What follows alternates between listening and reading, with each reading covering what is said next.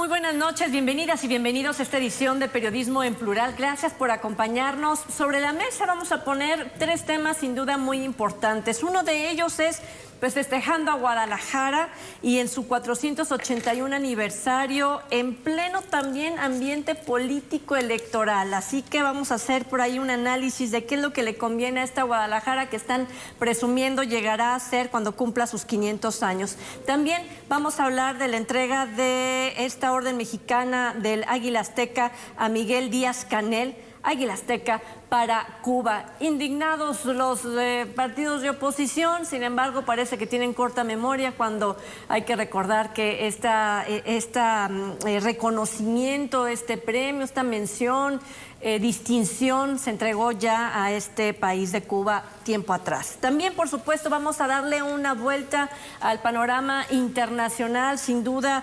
continúa el García Luna allá en Nueva York, arreglando sus temas con el gobierno de Estados Unidos, pero no podemos dejar de lado esto que sucedió en Turquía y Siria, este terremoto de gran escala que ha dejado más de 35,000 personas fallecidas. Así que vamos a pasar también por estos drones ovnis, ¿no? Y te doy la más cordial bienvenida, por supuesto, Esperanza Romero. Gracias por acompañarnos. Gracias, Trini, por la invitación. Muy buenas noches, compañeros. Buenas noches. Buenas noches. Qué gusto coincidir de nuevo. E insisto, gracias por la invitación. A ti, Vania de Dios, ¿cómo estás? Muchas gracias, Trini. Qué gusto verlos. Muchísimas gracias por la invitación y buenas noches. Y por coincidir otra vez, ¿vale? Sí, nuevamente. Así es. Mira, estamos viendo el año. pero coincidieron. Y además no nos pusimos de acuerdo. No se pusieron de Hasta de acuerdo. color. Iván Arrazola. Hola, buenas noches. Hola. Vania, Esperanza, Trini, un gusto estar aquí con ustedes. De verdad que qué gusto tenernos en esta mesa. Guadalajara ha sido una ciudad como muy querida, a diferencia de lo que dijo un historiador la semana pasada y que lo replicamos aquí en este espacio de noticias, donde decía que la gente de fuera en muchas ocasiones llega a vivir aquí a Guadalajara, pero no se identifica con Guadalajara. Además, le encanta vivir en cotos para no mezclarse. ¿Es así esta Guadalajara que tenemos al día de hoy en su 481 aniversario de su fundación, que justo lo estaremos conmemorando el día de mañana, 14 de febrero, Esperanza? Yo no creo que todas las personas que viven en cotos lo hagan por el gusto de estar aislados. Es indudable que la necesidad te lleva a buscar protección. ¿Para quién? Para los más importantes, que son los tuyos. Primero hablemos de los hijos, los hermanos, si es los papás hacia los hijos o los hijos hacia los padres, según sea el caso, en el tipo de familia que estemos. Pero el jefe de familia, la jefa de familia, lo primero que va a buscar para los suyos, para los habitantes de ese hogar, es la seguridad. Y está demostrado que las vallas, las plumas, los filtros con la policía son un método, si no quieres garantizado al 100%, pero sí efectivo para mejorar la seguridad y por lo tanto la tranquilidad. Yo en lo personal prefiero vivir a pie de calle, pero si se trata de vivir con tranquilidad, si se trata de dejar a hijos menores, si se trata de pasear, si ya vives sola porque los hijos ya volaron, pues quieres salir con tranquilidad, con seguridad de que a tu regreso no vas a encontrar con que violaron las protecciones, con que se metieron y con que te robaron. Yo ya lo viví, yo he vivido a lo largo de mi vida robos en la casa materna y ahora en mi vida matrimonial también he vivido robos. ¿Te sientes violentado? Iba a decir violado, pero sí, es una vulneración terrible porque pierdes algo que es elemental, tu paz.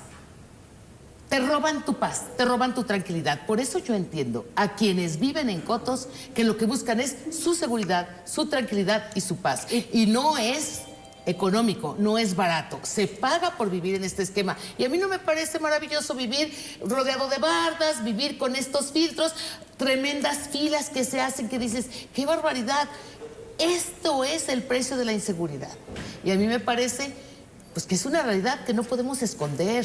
¿Y quiénes ya no caminan las calles de la ciudad? ¿Quiénes ya no se suben al camión. Aparte de que está mal el servicio, deja ese punto, sino quienes no se dan el lujo de caminar porque no quieren más que del auto a tu casa, de tu casa al auto y a ver a qué lugar vas a ir, y se la pasan en domicilios particulares, ciertos restaurantes, y están ya hasta pensando en incrementar la seguridad a través de protección de expertos, llámese guaruras, que puedan estar vigilantes. ¡Qué triste! Pero es la realidad que vivimos. Pero es la ciudad a los 481 años de su fundación. Creo Vania. que hay cosas también más rescatables, además de lo que haya dicho el historiador. Debe haber algún sentimiento de pertenencia, sobre todo, y también recordemos que se ha trabajado durante años el tema de Guadalajara como marca. Tan es así que muchas personas vivimos en otros municipios, en Zapopan, o en Tlaquepaque, en Tonalá, pero si tú vas a algún otro lado al extranjero, no dices vivo en Zapopan o vivo en Tonalá, siempre dices vivo en Guadalajara. Es como el punto de referencia a nivel, no solamente país, sino a nivel internacional. Yo que he tenido oportunidad por cosas laborales, a veces de viajar, la gente relaciona mucho el tema de Guadalajara y el tequila. Es como algo como muy distintivo de nosotros, o la gente oye Guadalajara y de inmediato ya saben. Creo que se ha trabajado bastante con el asunto de la marca de Guadalajara como ciudad, que hay muchísimo por hacer, por supuesto. Lo que hablaba Esperanza tiene mucho que ver también incluso con las calles, condiciones en que están las calles. Además del tema de seguridad, simplemente si vas con alguien o en carriola o en bicicleta o en algunos espacios, las banquetas imposibles a veces de transitar. Creo que falta mucho todavía por hacer trabajo que tenga que ver con políticas públicas, mucho pensado en, no solamente en ciertos segmentos, sino en general de las personas. Hay varios temas para repensar la ciudad, pero creo que también hay muchas cosas muy rescatables. Y de hecho hay empresarios, ¿no?, que han querido retomar, por ejemplo, aquel el tema de Guadalajara, la ciudad de las rosas. Y sobre todo creo que solamente hay una colonia que es Chapalita la que ha mantenido, ¿no?, esos camellones llenos de rosas. Pero sí era así, ¿no? Ladrón de Guevara. Yo recuerdo cuando pasaba justo las vacaciones de niña en casa de mi abuela, pues estaba todo lleno de rosas. La transformación que ha sufrido Guadalajara, ¿es así de grave o en realidad nos estamos perdiendo de resaltar las cosas valiosas que tiene Guadalajara? Y a lo mejor nosotros como periodistas estamos inmersos justo en los temas de inseguridad, Iván. Pues todas las grandes capitales sufren estas transformaciones y pues Guadalajara no es la excepción. Sin duda es la ciudad más emblemática del estado de Jalisco, es donde se concentran estas construcciones como el Hospicio Cabañas, como el Teatro Degollado, donde puedes tomarte un tejuino, comerte una birria. Es sin duda el lugar más emblemático, pero no lo podemos negar. Guadalajara es un lugar que ha sufrido muchas transformaciones, entre ellas, por ejemplo, a Guadalajara la hemos ido dejando sola. Un estudio de la UDG señala que 260,000 personas aproximadamente en 30 años han abandonado el municipio para irse a vivir precisamente a Zapopan, a Tlajomulco, a Tonalá, a diferentes lugares. Pero eso también ha ocasionado otro tipo de problemas que los comenzamos a ver y pues de manera seria. Como por ejemplo, esta cuestión relacionada con cómo crece la ciudad, cómo se está conformando, cuál es la dinámica, por qué las personas están abandonando el centro de la ciudad y se están yendo a la periferia. Ya lo comentaba Esperanza y me parece muy bien cómo lo hace. Hay temas de seguridad, pero también hay temas económicos. ¿Cuánto te cuesta hoy en día comprar una casa en el municipio de Guadalajara? Según este mismo estudio de la Universidad de Guadalajara, son aproximadamente 2,5 millones de pesos los que cuesta en promedio comprar una propiedad en Guadalajara. ¿Quién puede comprar esto? Pues realmente son muy pocas personas las que pueden tener acceso a comprar una propiedad de estas características. Obviamente, como bien lo señala Vania también, se han hecho esfuerzos. Por ejemplo, hay un esfuerzo por parte de esta administración de tratar de que se vendan propiedades mucho más baratas en el municipio. Un programa que habla, bueno, de departamentos en 800,000 pesos, pero una realidad también es de que esta misma política de Guadalajara como marca lo que ha hecho es que se encarezcan muchos servicios y se encarezcan las propiedades. Ya hablaremos de otro tipo de temas que también son importantes. Por ejemplo, 84% de la población que vive en el municipio de Guadalajara se siente insegura viviendo en este municipio. Y esta también es una realidad que no podemos negar en la parte de los robos. De hecho, Guadalajara municipio es el donde las personas se sienten más inseguras por encima de Tlaquepaque, por encima de Tonalá, por encima de los municipios que integran la zona metropolitana. O los ingresos que rondan los 10,000 pesos mensuales de la población que vive en el área metropolitana de Guadalajara. Yo, ¿no? Preguntábamos antes de empezar, ¿con qué compras un departamento de 1 millón de pesos? Que en voz de gente con la que hemos platicado dice, es que estoy buscando el departamento de 1 millón de pesos y no lo encuentro. Todos están en 2,5 millones, de la misma cantidad que lo que compras una casa que tienes a lo mejor tu espacio en físico, tu terreno, que la puedes modificar, que, ¿sí me explico? A un departamento que es minúsculo, que además se hace pensado en una familia de papá, mamá y un hijo, hija, y es mucho. Departamentos de 800,000 o 1,000,000 de pesos en la zona centro de Guadalajara que se hicieron pensados en la especulación, que se hicieron pensados en el modelo de negocio para el desarrollador, el inmobiliario, y para el inversionista que lo adquiere en un esquema de rentas. No es propiamente ni para repoblar el centro de Guadalajara, ni para que lleguemos de nuevo a habitarla. ¿Cuál es el problema? La calidad de los servicios, el deterioro en los servicios que se suministran. Decía Vania, no solo es la inseguridad, hablaba del estado de las banquetas, las luminarias. ¿Qué calidad de servicio? Por ejemplo, el de limpia también. Guadalajara no solo dejó de ser la ciudad de las rosas, Guadalajara también dejó de ser la ciudad limpia, que en el pasado, cuando yo era niña, vivía en una ciudad limpia. Visitaba con mayor frecuencia el centro. Hace años que dejé de ir en forma reiterada al centro, primero porque para mi sorpresa, algo que no se ha corregido, es que los negocios cierran relativamente temprano. Muy temprano.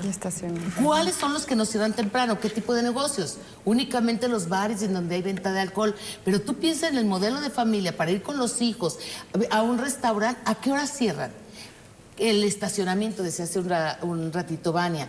Ese es un problema muy fuerte y no es privativo de Guadalajara, que en la zona metropolitana, por ejemplo, lo vemos también en Tlaquepaque.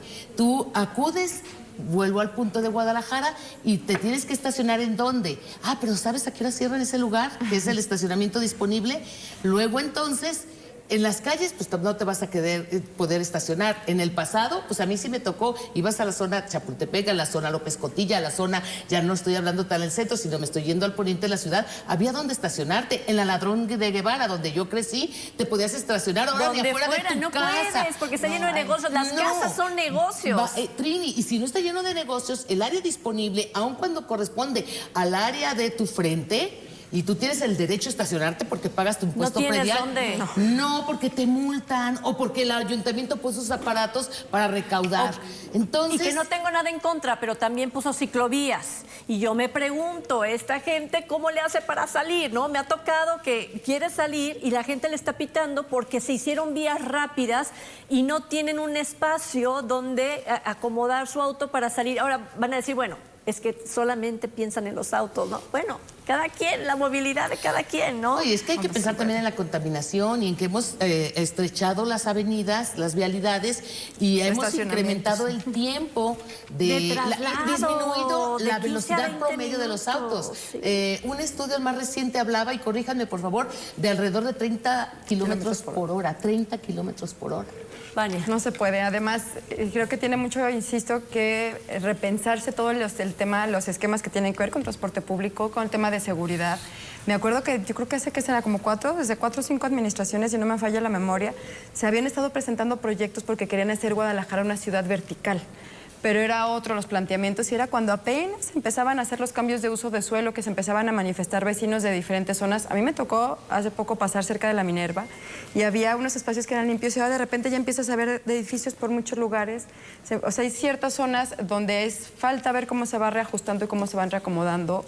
No solamente para automovilistas, como bien dices, hay gente que o es en vehículo, o es en transporte público, o a pie, o a lo mejor en bicicleta, si se tienen las condiciones para poderse estar moviendo con seguridad.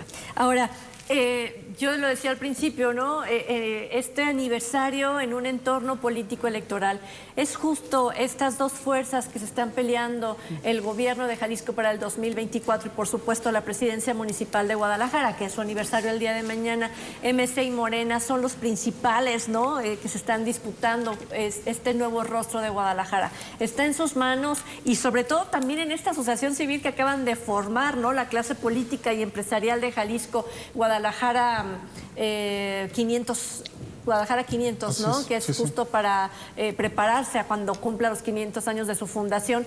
Serán en esta conjugación de la iniciativa privada, los nuevos grupos de poder, hablando políticamente, los que nos den la Guadalajara que queremos, limando todas estas impurezas que tiene la ciudad para tener una mejor ciudad. Iván. Pues lo veo complicado precisamente por este entorno electoral donde hay mucha polarización, hay mucho jaloneo político, ¿no? En este momento por tratar de atraer apoyos.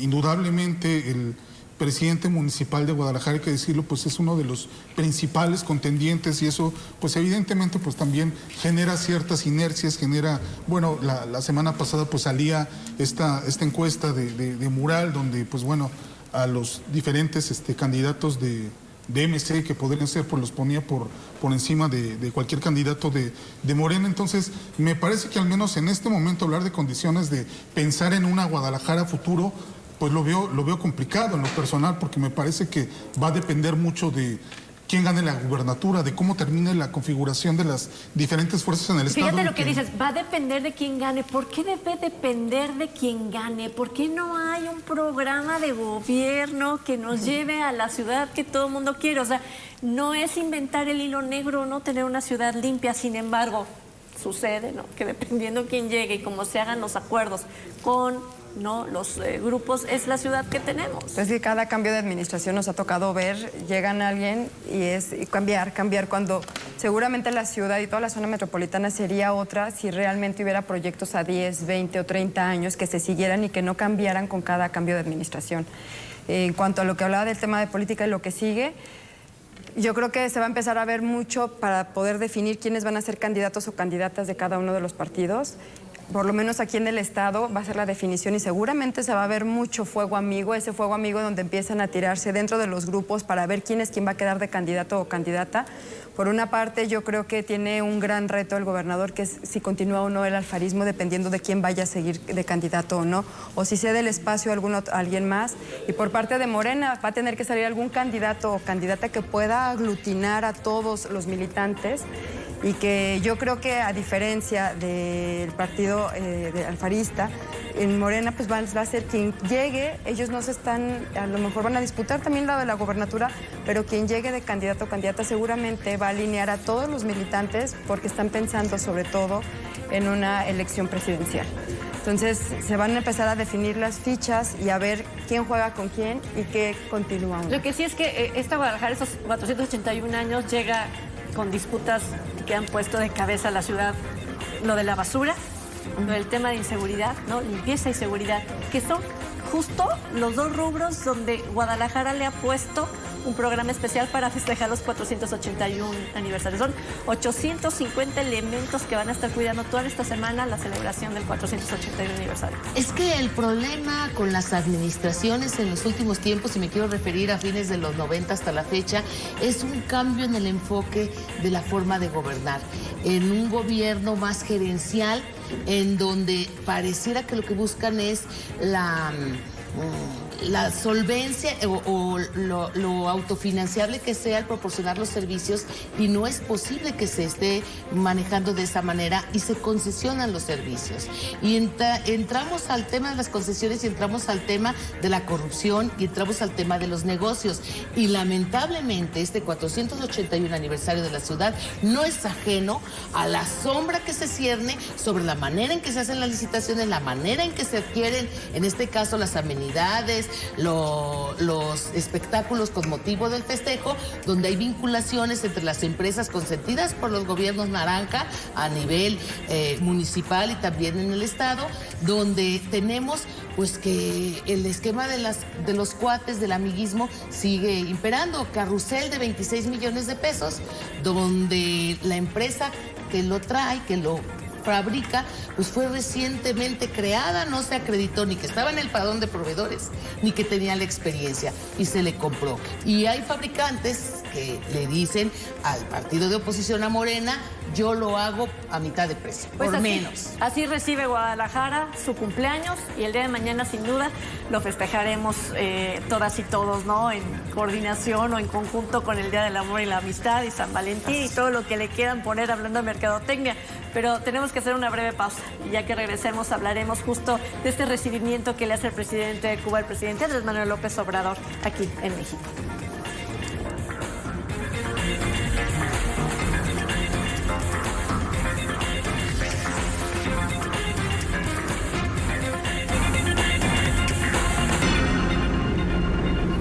Bueno, gracias por continuar con nosotros, con nosotras en este espacio. Déjeme platicarle que, bueno, ha sido sin duda una serie de reacciones en pro y en contra de la entrega de la Orden Mexicana del Águila Azteca Miguel Díaz-Canel por parte del presidente Andrés Manuel López Obrador.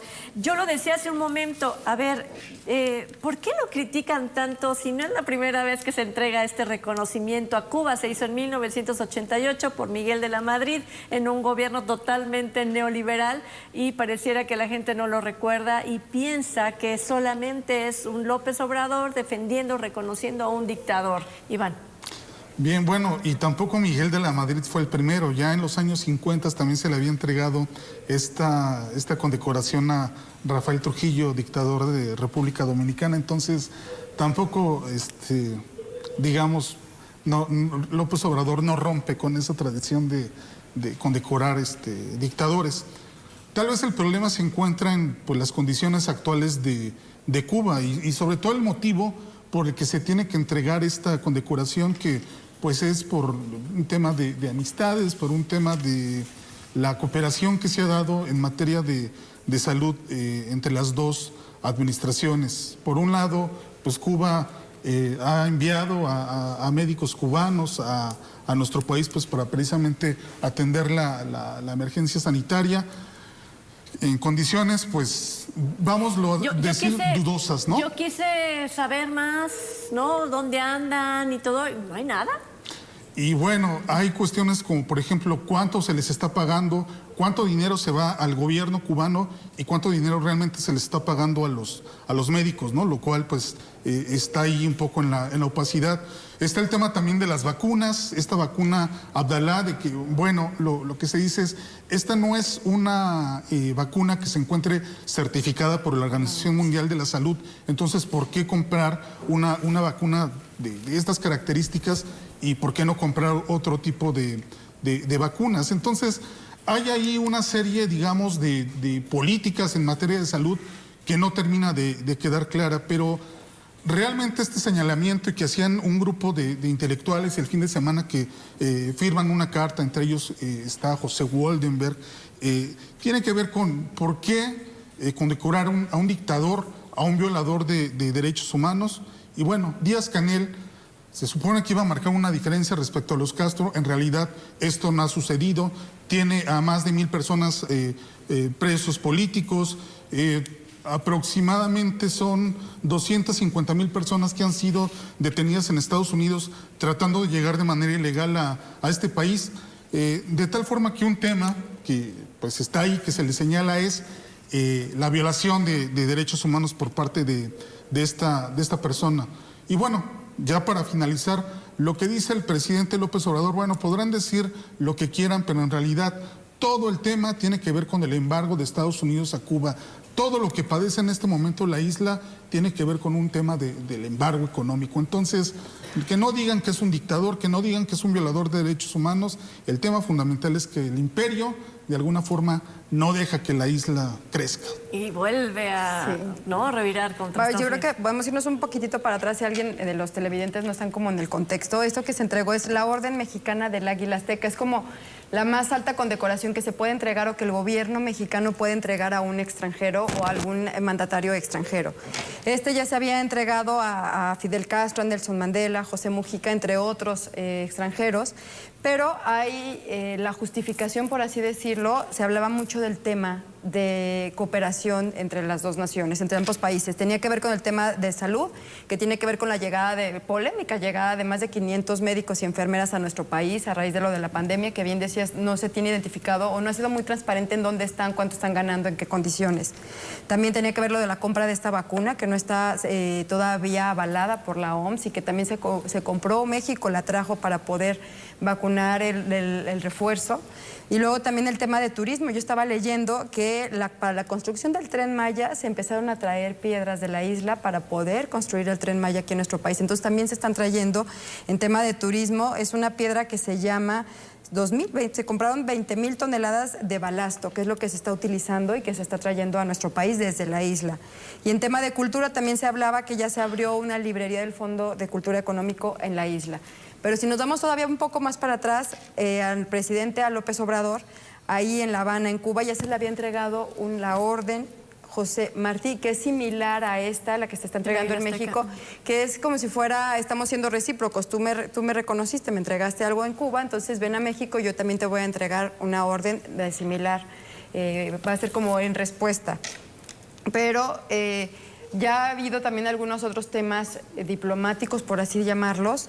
Por ejemplo, en el 2022 se recuerdan que en la Cumbre de las Américas el presidente de México decidió no ir porque José Biden, el presidente de Estados Unidos, no había invitado a Venezuela y no había invitado a Cuba y tampoco a Nicaragua. Entonces él decidió que no iba a ir. O sea, en medio de todo este contexto se entrega esta orden, pero es contradictorio. Yo creo que una de las grandes críticas es porque va en contra de los principios que se supone defendemos en nuestro país, que tiene que ver con libertad, con derechos humanos y también con un tema democrático. Y Cuba pues no es precisamente como no son esos temas, sus estandartes o el país que pueda hacer uso de esto. Y además podría considerarse que está metiendo un tema ideológico en temas de política exterior, porque esta condecoración no es que se haya presentado a votación, que la hayan presentado en el Senado, los diputados, o que alguien más haya votado a favor de que la entregaran. Es algo que el presidente decide que se entrega y se entrega a nombre del país. Creo que son los dos cuestionamientos o los puntos que se pusieron ahí que ha causado más molestia. ¿Pierde significado? A mí me parece que dice mucho y que sí es motivo de crítica, y bien por el posicionamiento que hace la izquierda, que se autodenomina democrática, refiriéndome al documento que el fin de semana hicieron circular, encabezado por el exrector de la Universidad de Veracruz, cuando dicen, pues no hay buenas dictaduras o no hay dictaduras rescatables. El punto es que es la máxima distinción, una condecoración que hace la nación, nuestro país, a un gobernante extranjero, y el argumento que esgrime el presidente en el sentido de que a ese trato deferencial que él recibió es una forma de corresponder, a mí me parece que no se sostiene, que se derrumba porque no es equiparable. Bien nos da todo el antecedente y el contexto, Vania, como para que nos cuestionemos. Entonces, es un desafío. Es un mensaje, es una bola caliente para lanzarla y a ver a quién irrito. Yo insisto en este tema, y que lo he dicho en un par de ocasiones en esta mesa, así como hablo de lo que me parece atinado del presidente y los puntos buenos que tiene respecto a su desempeño al frente del Ejecutivo Federal, a mí me parece que esto pues es un gesto diplomático mal, pésimo, le pondría tache, porque independientemente de que Miguel Díaz-Canel sea un maravilloso político, pues está impuesto por Raúl Castro. Y viene de un sistema, de un régimen, de un modelo, y todavía hay presos políticos, y todavía se violan los derechos humanos en Cuba, y no hay libertades. Y me parece que nada más por ello, pues no califica para recibir tal condecoración. ¿Qué hay detrás de esto, el movimiento de izquierda de América Latina? En lo que hay detrás, yo nada más diría sobre el punto de los médicos que tanto Iván como Vania lo tocan. En redes sociales hay por ahí circulando información de médicos cubanos que dicen que reciben una ínfima parte de lo que México paga respecto a sus servicios en nuestro territorio. Es decir, se trata de un regalo, de un estímulo, de un apoyo a la nación, no al profesional de la salud que viene y que también hay que subrayarlo y hay que aplaudirlo. En este sistema que tienen en Cuba, en educación y en salud, están bien. Bueno, ya hay quienes les llaman esclavos a estos cubanos que vienen a trabajar a México. Es una exportación, ¿no?, literal de mano de obra. Exactamente, o de materia gris, para que venga a cubrir estas zonas que son altamente inseguras, y que decía el presidente es que médicos o personal de la salud no quiere ocupar porque no le quiere entrar a eso. Y los profesionales de la salud le dijeron, a ver, convóquenos, denos chamba. Y el año pasado hubo 3 jornadas de reclutamiento para personal de salud para poder ocupar esos espacios. Y fueron varias personas profesionales de la salud que se insertaron en el área laboral porque sí había. Entonces no había necesidad de 500 doctores cuando lo que necesitaba eran 14,000 doctores y doctoras para colocarnos en estos diferentes municipios de estados como Guerrero, como Veracruz, como Oaxaca, ¿no? ¿Qué hay detrás entonces de este hermanamiento con Cuba y que aprovecha para reprocharle a Estados Unidos su maltrato, y que justo este reconocimiento es por la dignidad de Cuba, por justo esto que digo, ¿no?, el maltrato de Estados Unidos? Pues hay dos visiones respecto a lo que es la izquierda en el continente. Por un lado tenemos una izquierda más socialdemócrata, que está representada por presidentes como Luis Ignacio Lula da Silva, como el propio Boric en Chile, y por otro lado está esta izquierda más de corte marxista-leninista, de un corte pues más tradicional, que está representada por Nicaragua, por Venezuela, por Cuba, y que de alguna forma pues el presidente mexicano pues simpatiza con ese tipo de izquierda, y que pues aplica también la famosa doctrina Estrada, que bueno, cada país es libre y soberano, entonces tiene derecho a regirse pues bajo las reglas que quiera, pero esto no siempre se cumple. Ya vimos en el caso de Perú cómo el presidente todos los días estuvo insistiendo sobre el tema. Entonces esto de que no se mete en la vida de los países, hay con quien sí se aplica, que es como en el caso de Cuba, como en el caso de Nicaragua, pero hay otros países como Perú donde pues sí vale la pena pues al menos que el presidente emita opiniones, ¿no? Por ejemplo, mientras el presidente condecoraba a Díaz-Canel, Lula se encontraba con Joe Biden en Estados Unidos hablando de cómo defender la democracia. Entonces me parece que sí hay dos modelos completamente distintos, pero que de alguna forma también el presidente con este tipo de acciones lo hace también para agradar a su base, ¿no? Que la cual considera que pues Cuba ha sufrido, y que bueno, en parte no es mentira que históricamente Cuba ha recibido agresiones por parte de Estados Unidos, pero me parece que en las condiciones actuales pues esa, digamos, hegemonía que tenía Estados Unidos sobre Cuba ya no es tal, ¿no? Bueno, pues ahí está el mensaje del presidente Andrés Manuel López Obrador con esto, y nuevamente dividiendo opiniones en México, ¿no? Así que con eso nos vamos a la pausa, si nos permiten. Hay mucho de qué hablar, ya estamos hablando de Cuba, no es entorno internacional, pero vámonos todavía más allá. Lo que está sucediendo con García Luna en Nueva York, lo que está sucediendo después de este terremoto de 7.8 grados Richter, y por supuesto todo lo que pueda estar repercutiendo en la relación de Estados Unidos con China, y estos drones que por ahí otros dicen que son ovnis, pero bueno, nos queda claro que hay una pues manejo de esa tecnología para poder espiar, sobre todo para poder quizás estar probando algún tipo de armamento miniatura que pudieras tener una alta letalidad. Bueno, esto es lo que se comenta y lo vamos a platicar justo en esta mesa al regresar de la pausa.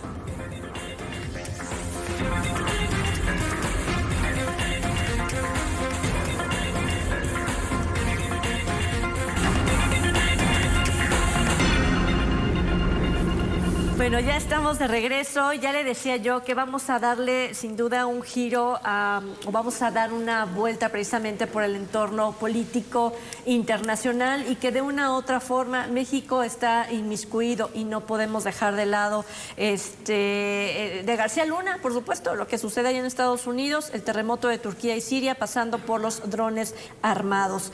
Me sorprende de repente ver que en este juicio de García Luna él, aun cuando quienes son la parte contraria de García Luna, que son narcotraficantes protegidos por el Estado, por Estados Unidos, ex policías, por ejemplo, ¿no? Que el mismo juez dice no tiene validez lo que está diciendo porque son solamente dichos, no tienen pruebas, no tienen fotografías, no tienen archivos, no han presentado sustancia en el juicio de Genaro García Luna. Aún con toda esta apreciación que hacen de los detalles, ¿no? García Luna se resiste o se niega a comparecer en su juicio. Así es. Bueno, la razón por la que se niega a comparecer, lo que señala su defensa es que no quieren exponer a su cliente a que los fiscales pues lo lleven a declarar y lo terminen destruyendo, que lo hagan entrar en contradicciones. Además de otro dato muy importante, que esta semana van a finalizar ya los testimonios de los diferentes testigos y que también esto tiene una doble lectura. Por un lado, posiblemente es que todos estos testimonios que se han realizado de alguna forma carecen precisamente de esta sustancia, de este golpe, de decir hay una grabación, hay una foto, hay un dato contundente.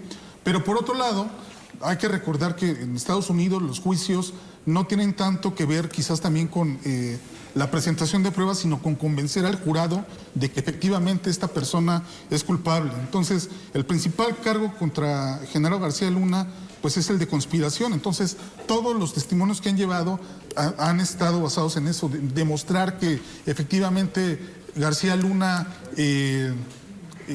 junto con otras personas, de alguna forma pactó, de alguna forma acordó para poder seguir brindando el trasiego de drogas y protección a ciertos cárteles, fundamentalmente al de el Chapo Guzmán. Entonces, esta semana que ya declaró hoy el testigo estrella, el Rey Zambada, y que pues bueno, no sé, bueno, a reserva de lo que opinan aquí mis compañeras, pues tampoco es tan diferente a lo que ya se había declarado en otros testigos, ¿no? Entonces, me parece que vamos a llegar al final del juicio y pues creo que la moneda está en el aire, ¿no? Puede que lo condenen, puede que salga libre. Yo creo que tiene mucho de lo que dices, Trini. No sé qué opinan, que se esperaban grandes revelaciones en este juicio. O sea, había muchas expectativas que iba a haber ciertos temas que iban a estar presentando y al final creo que hay una sensación, como bien decías, que es como puros dichos, puros dimes y diretes, que lo que han estado ellos ofreciendo. Pero, ojo, sí hay algo, pues, me parece muy rescatable, que permite ver la forma o la colusión que hay del crimen organizado con autoridades y cómo ha estado funcionando a lo largo de los años. Te permite a lo mejor vislumbrar cómo es el tema, sin a lo mejor con pruebas contundentes, con algo que uno podría tener o a lo mejor que esperaría por lo menos en algún juicio aquí en México o incluso las personas cuando vamos dando seguimiento.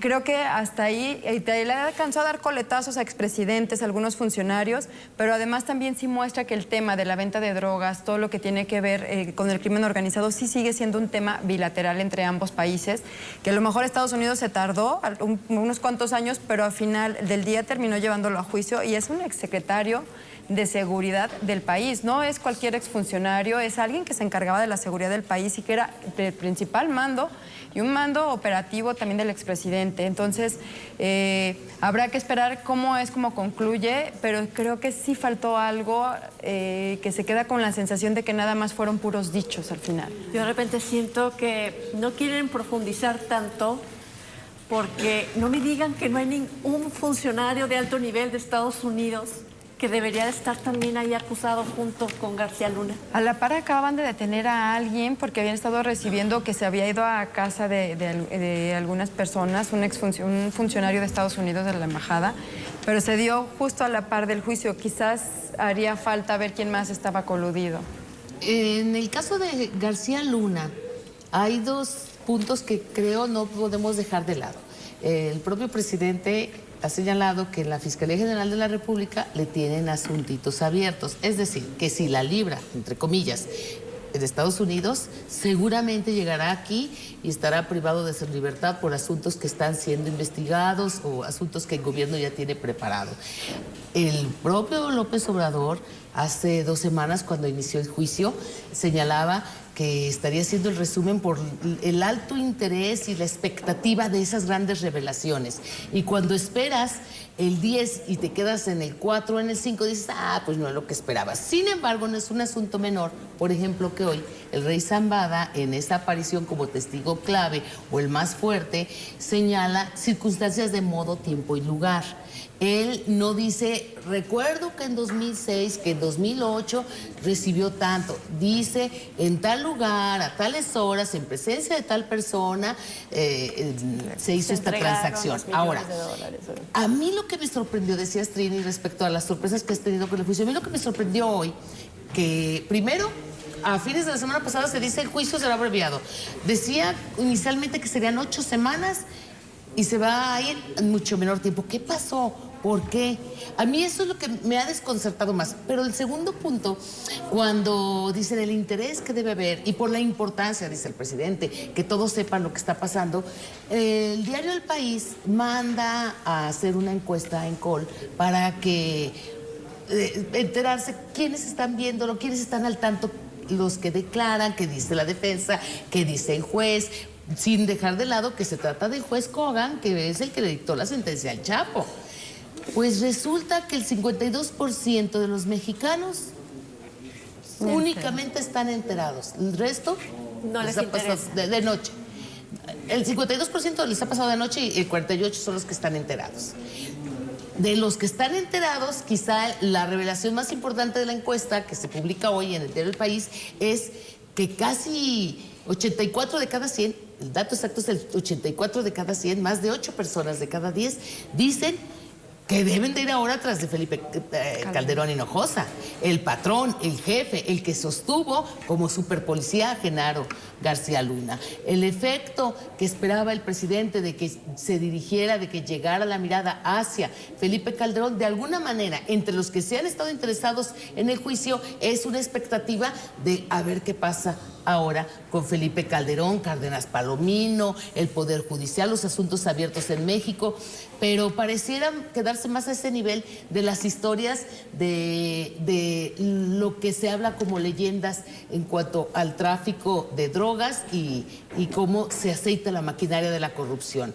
Pero habría un elemento que a mí me parece que pudiera ser el que incline la balanza al final de cuentas, y sería ya en todo caso para la justicia mexicana. Lo que se está investigando en la operación denominada Rápido y Furioso, el tráfico de armas.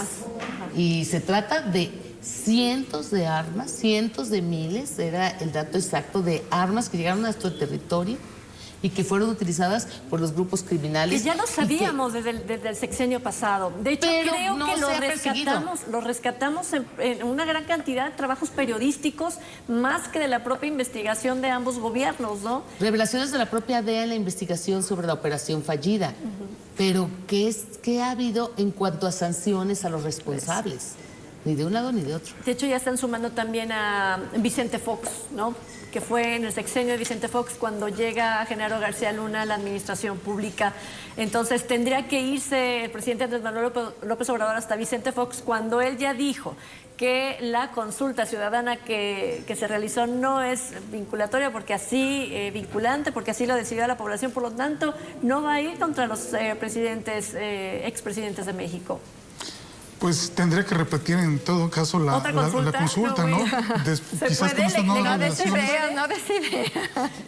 No se puede. No bueno, podrías ¿quién sabe? lo mismo Ya, 2 veces, ¿o sí? No, pero bueno, habrá que... Ya no sabes... Me parece que en este caso de Genaro García Luna también el presidente López Obrador ha aprovechado para, sobre todo más que tratar de meter a algún expresidente a la cárcel, pues para reforzar este discurso de, bueno, pueden ver en lo que terminó Felipe Calderón, en lo que terminó Vicente Fox, que son sexenios donde imperó la corrupción, donde el narcotráfico terminó dominando la escena.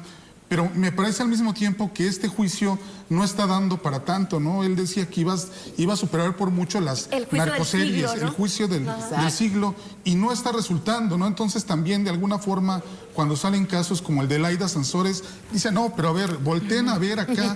Lo importante miren las portadas de los periódicos que cubren, ¿no?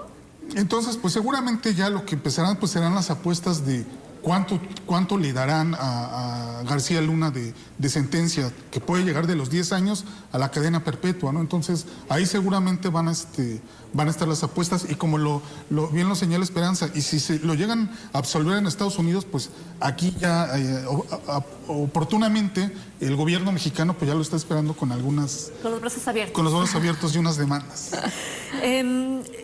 Creo que en este ambiente internacional recibimos una noticia muy triste, un terremoto que sacudió sin duda a Turquía y Siria, causando más de 50,000 muertes, ya es la cifra que se tiene al momento. Y continuamos viendo en las redes sociales el rescate que se hace de niños, de niñas, de mujeres, ¿no? Hasta de algunas mascotas de algunas de estas familias que en algún momento pudieron haber sido unas familias. El presidente Andrés Manuel López Obrador ha anunciado que enviará $6 millones para apoyar a Siria. México, obviamente, cualquier país tendría que apoyar ante un desastre como este. Politizarlo se me hace absurdo, ¿no? Ante la emergencia, pero se requiere de esta participación de México, ¿no? En este tema y en muchos otros más, y a veces no lo vemos tan activo. ¿Por qué Siria sí? ¿Por qué se pronuncia ante esta situación aportando estos millones de dólares? Seguramente es porque es un tema que le duele mucho a México por el sismo que se tiene y los antecedentes y la experiencia que ya se vivió aquí en México desde el 85. También yo creo que sí es oportuno agradecer a todos los que se les tocó ir para allá. Yo estaba escuchando que aterrizaron a 240 kilómetros de donde fue todo el epicentro y donde estaba la destrucción de estos lugares. Y además a temperaturas está helando prácticamente allá. Es heroico lo que hacen ellos, lo que hacen también las mascotas. Creo que ha servido por lo menos para México, que algo que ha distinguido mucho a México es el tema, la sensibilidad en esto y además es el poder ayudar. Creo que es algo que distingue a nuestro país y sobre todo en esos temas que son muy sensibles para México. Solidaridad. Y se requiere de la solidaridad internacional. El 24% de los habitantes de Turquía perdió su techo, perdieron sus viviendas. Todavía en las últimas horas se buscaba con muy poca esperanza sobrevivientes. A partir de ya, en lo que se están enfocando es en la reconstrucción, en el apoyo humanitario, en la organización para los que quedaron heridos, para que vivan con la mejor calidad posible, y se requiere de todo. Y cuando decimos de todo, tenemos que tener una mirada sin fronteras. Se requiere de todo y de todos en todo el planeta. El terremoto que devastó a Turquía y que pegó tan fuerte en Siria, pero la mayor parte de los muertos son por miles en Turquía. En Turquía es donde están los daños mayores. Es uno de los fenómenos naturales más fuertes y más devastadores que se han registrado en el presente siglo. Es un terremoto en donde se pone a prueba una vez más a las naciones. Y aquí, más allá de ideologías, como decía Vania, aquí tenemos de actuar como ciudadanos del mundo y apoyar a los hermanos que están padeciendo. Y qué bueno que México en ese aspecto se levanta el cuello en el sentido de que es de los primeros en acudir y que tiene toda la experiencia, porque lo hemos vivido. porque sabemos de lo que se trata. Y en Turquía ya se está buscando a los constructores, a los edificios de edificación reciente, que no se cumplió las normas, y también nos van a dar un ejemplo, estoy segura, de cómo se actúa con mayor celeridad, porque en el tema de la negligencia criminal tienen mucho que hacer. Un año va a necesitar para reconstruirse estas ciudades que desaparecieron, Iván. Un año y pues probablemente todas las secuelas que quedan, ¿no? Me parece que también en estos temas de ayuda es importante, sobre todo que se maneje con mucha transparencia la información.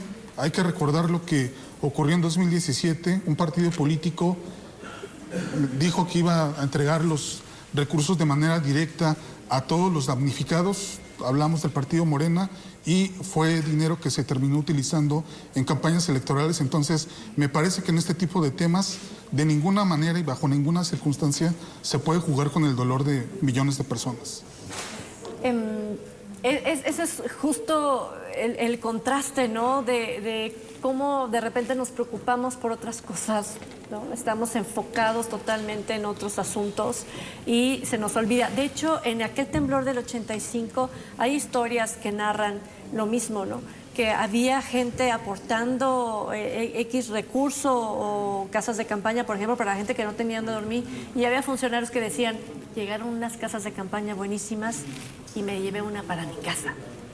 O sea, hay historias tan tristes como esas y que contrastan totalmente, y que bueno, será un año que Turquía y Siria nos estará necesitando la comunidad internacional, pero justo en ese ambiente internacional vemos cómo circulan estos drones, estos aparatos, e invaden territorio o el espacio aéreo de otros países, y que se habla de un espionaje entre Estados Unidos y China, y que dices tú, bueno, mientras acá están tratando de ver cómo salvar vidas, ustedes están buscando la forma de cómo seguir terminando con las vidas, ¿no? Para poder demostrar la superioridad entre una potencia y otra. Totalmente contradictorio el mensaje. Así es, esto es en el contexto después de que hace unos días derribaron un globo chino que estaba invadiendo territorio o no había avisado, y después de eso, en los últimos días, en 2 días, derribaron otros 2 objetos voladores que aún no se ha dicho de qué.